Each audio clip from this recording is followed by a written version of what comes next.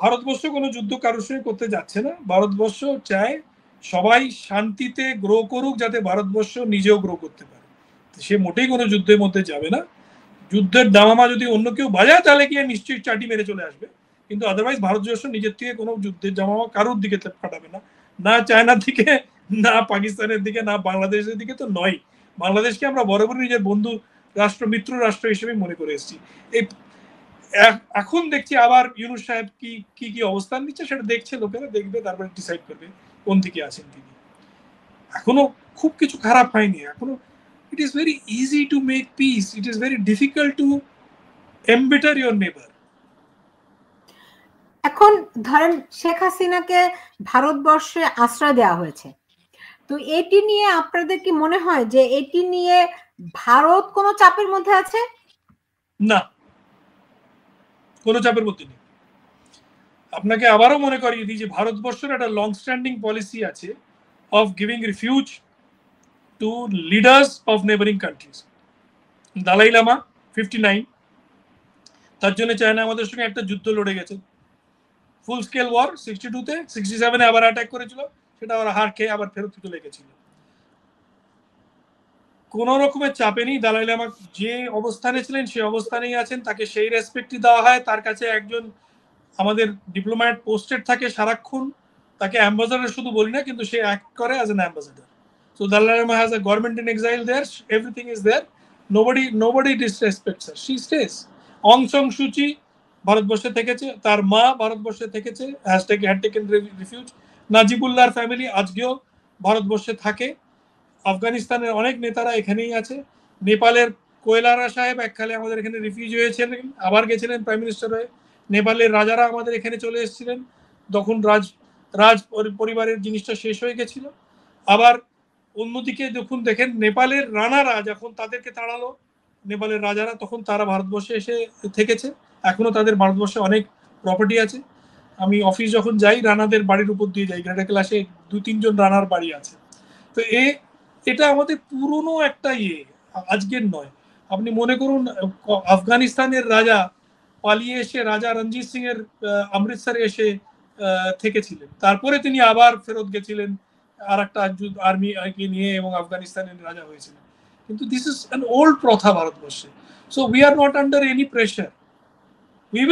she will stay as a respected guest as long as she wants.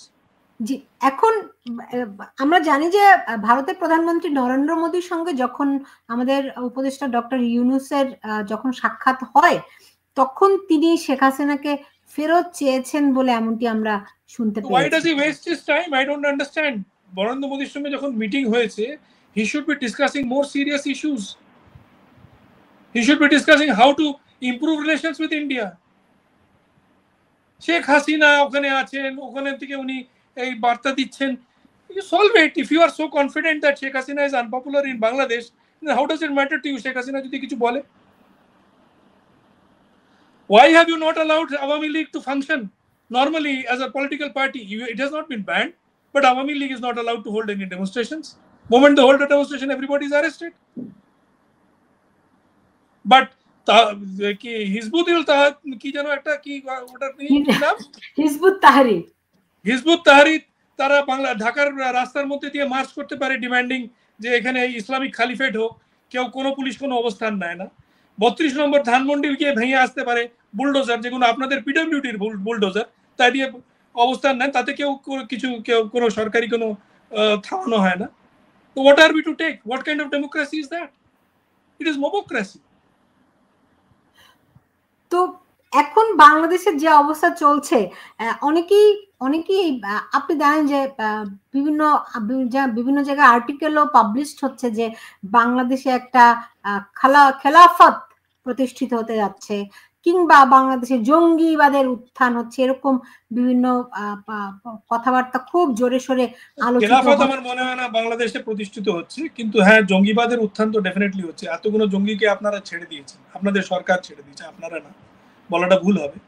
এই সরকার এসে বিভিন্ন jail থেকে যারা যারা প্রমাণিত জঙ্গি ছিল, যারা টেররিস্ট অ্যাটাক করেছে বাংলাদেশের সয়েলে, বাংলাদেশের সিটিজেনদের মেরেছে, তাদেরকে ছেড়ে দিয়েছে। এবং ছেড়ে দেওয়ার পরে তারা ঘুরে বেড়াচ্ছে রাস্তায়, তারা কি করছে কেউ জানে? we are concerned about it naturally. We মানে Bharatvarsha is concerned about it. আমি তো আমলা নই, পলিটিশিয়ান নই, আমি একজন সাংবাদিক, কিন্তু ইভেন অ্যাজ এ সাংবাদিক I will also be concern.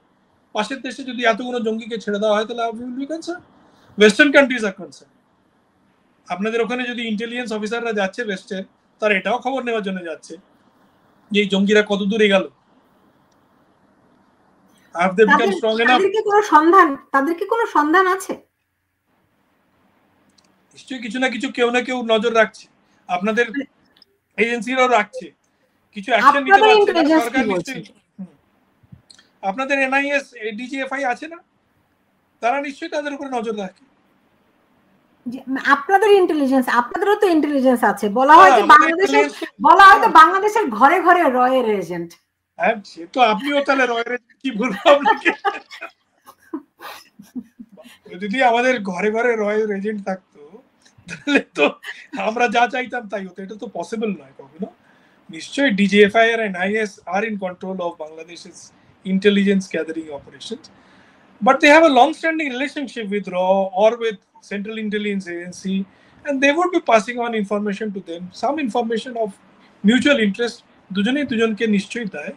তো জঙ্গিদের উপরে আমার ধারণা তারা নিশ্চয়ই নজর রাখছে, সরকার যদিও কোনো অ্যাকশন নিচ্ছে না, কিন্তু হিসেব মতন অ্যাকশন নেওয়া উচিত। How can you allow people who have been convicted of terror-related charges to roam around free while you convict journalists, lawyers, and God knows who else, all your political opponents, on murder charges?